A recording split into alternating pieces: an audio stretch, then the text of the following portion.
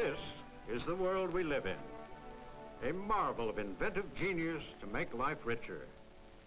Individual homes and apartment houses, factories, warehouses, stores, office buildings, structures and properties of every size and shape to produce and deliver the goods we've come to expect.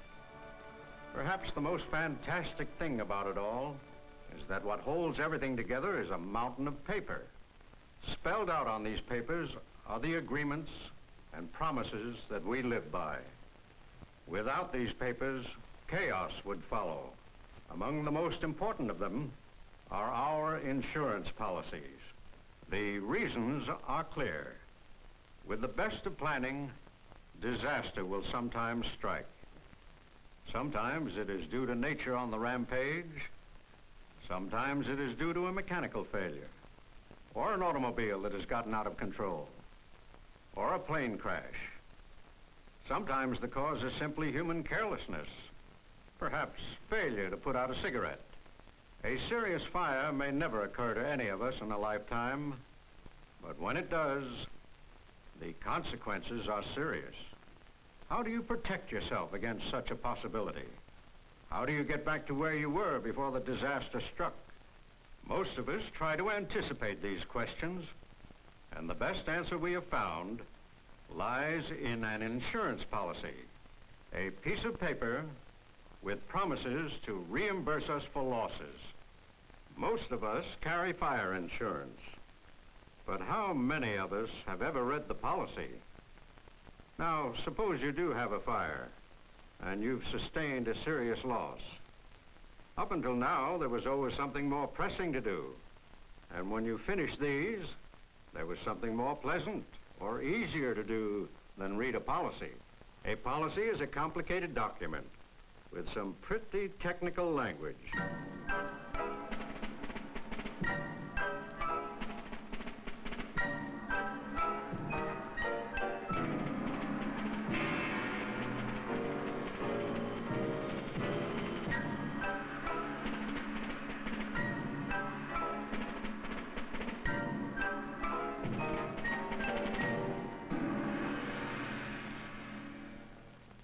And so you filed it away, unread, or not completely understood. Now, you've had a fire, and all you want is to make a fair settlement so that you can get back to normal, as it was before. And what you're entitled to collect is contained in this contract. What are your obligations? What are your duties? How can you comply with the policy conditions? Now, with everything in a state of confusion, you discover that the burden of preparing and presenting the required claim to the insurance company for the loss is up to you. The burden of proving how much you've lost is on you. And in due course, you have to meet with the insurance company adjuster to negotiate a settlement. From experience, we know that insurance companies and their adjusters attempt to discharge their policy obligations. That's what insurance is all about, protection against loss and damage. But even with the best of will on both sides, it becomes clear, once the routine questions are out of the way, that the problems of a loss settlement are difficult. Now tell me, did you have that hole in the roof covered? And did you board up the broken windows? Under the contract, you were obliged to. If it rained, and you sustained additional damage, the responsibility was yours. How about the plumbing lines? Did you drain them? In freezing weather, the lines might burst, and you would have to break through the walls to repair them. This additional loss is yours. The insurance company is not responsible for this damage. You mentioned that you've already had the debris cleaned out. Did you save all the items you could identify? Under your contract, you have to establish evidence of your loss. Did you separate the damaged materials from the undamaged to prevent further damage? Have you wiped and oiled your machinery? What is salvageable? What is lost? What's the value of a machine that you've used for 6 years? How much depreciation? Or has it appreciated in value? Is it replaceable? At what cost? What about smoke or water damage? What about overlapping policies? What about loss due to business interruption? The problems seem endless. And even with the best of intentions on both sides, the value of the loss is subject to difference of opinion and judgment. The very words settlement and adjustment indicate this. It may very well be that your claim is correct. But you just have to recognize that I can't validate it solely on the basis of this statement. Where are your purchase invoices?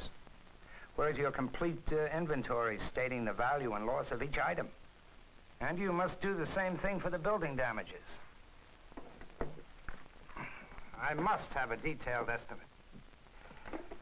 How can we establish the extent of your claim unless you prepare it properly, as your policy requires? It becomes clear that the company adjuster has been employed by the insurance company to represent them. He is also handling many other claims besides yours. You cannot expect him to do your job and unravel the complicated details of your claim.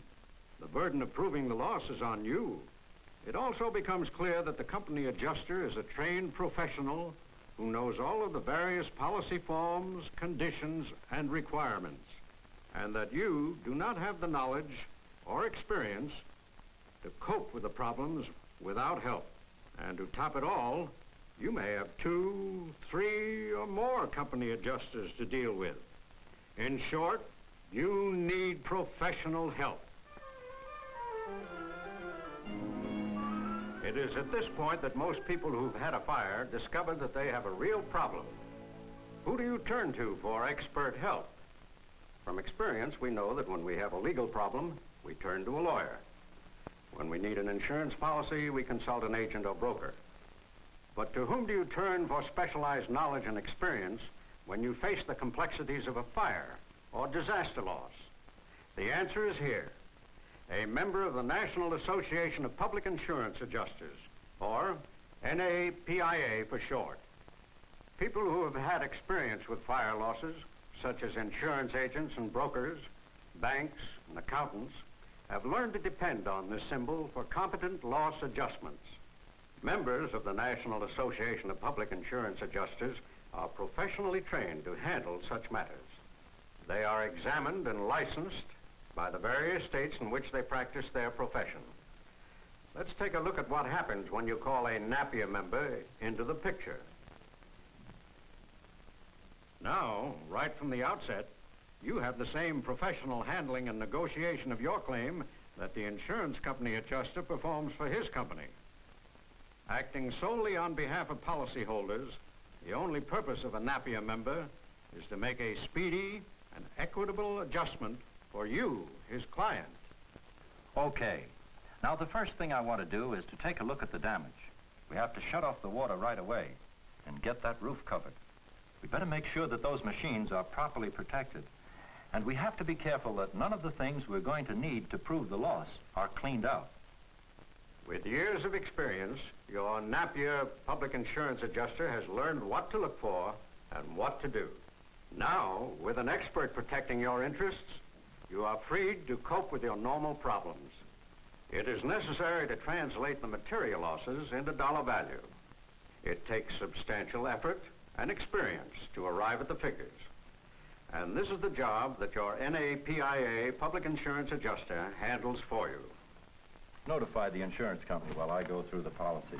Then get me Jim Walker on the phone. Walker and Stevens? I need detailed specifications on the building damage.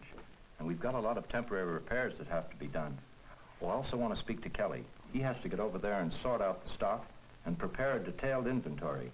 And I'm going to need figures from D Engineering.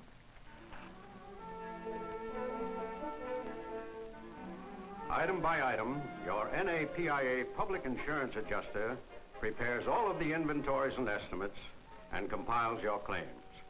Many factors, such as co-insurance, non-concurrencies, pro rata liability, and dozens of others, must be considered. Each of them is important in preparing a claim. They vary greatly from situation to situation and with the terms of the policies. And when your claim is prepared and ready, Your Napier representative meets with a fire insurance company adjuster to reach an agreement on your loss. It is now a negotiation between two competent professionals. One of them represents the company, and the other represents you. Item by item, detail by detail, both men have seen the loss, studied it, and made their evaluations. The work is substantially simplified, and a speedy and equitable adjustment is reached. And when the loss is satisfactorily adjusted, the agreement is subject to your approval. The sole objective of your Napier Public Adjuster is to help you solve the many heavy problems and burdens of your loss. In our complicated world, there is no substitute for specialized training and experience. That's what it takes to make our system work. And that's what it takes to put it back in shape again when disaster strikes. And there is no better trained and experienced source of help available to you than a Napier Public Insurance Adjuster. That's why a member of Napier is the one to turn to as your very first move when disaster strikes.